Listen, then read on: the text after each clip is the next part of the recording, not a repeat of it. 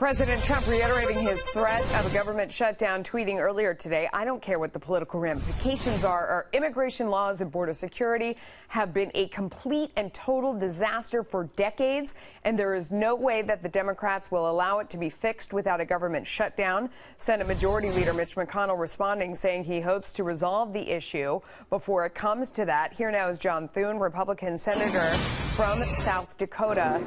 What do you think about that, sir? When you hear threats like that, does that make both sides want to come together and get something done, or is it sort of falling on deaf ears? Well, I understand the president's frustration about the border and about immigration, Melissa. There's no question that it is a broken system that needs to be repaired. However, I do think that the best way to do that is in the context of a probably non-shutdown situation. We fully intend here in the Senate, at least, to complete our work to get these appropriation bills that we have to pass every year before the end of the fiscal year, which is September 30th, done and hopefully on the president's desk to eliminate the specter of any kind of a government shutdown.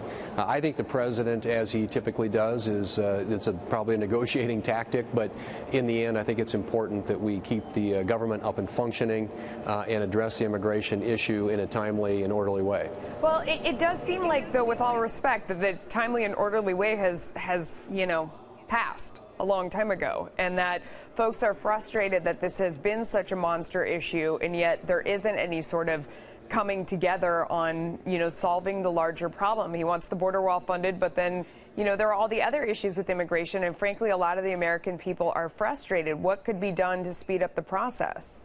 Yeah, well, and I think I'm with the president on supporting the wall. I offered the amendment in the last immigration bill in 2013 to build 700 miles of wall. It got 38 votes in the United States Senate, which at that time, of course, was controlled by Democrats.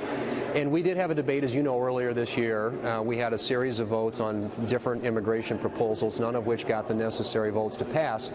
But I do think that the issue continues to boil. The need for the wall is critical.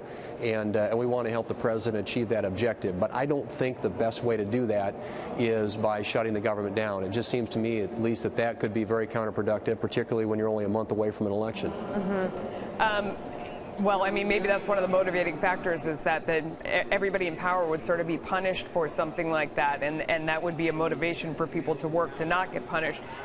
Treasury Secretary Steve Mnuchin making news today, talking about cutting the capital gains tax, and whether or not he should bypass Congress in order to do that. What is your reaction? Well, I think that the reporting on that, I think those discussions are very preliminary at the Treasury Department.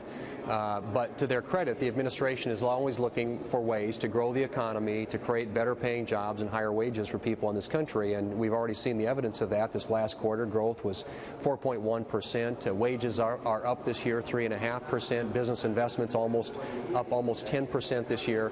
So these policies are working. But I do think at least the focus right now at the Treasury Department is on implementing the tax reform bill that passed last year.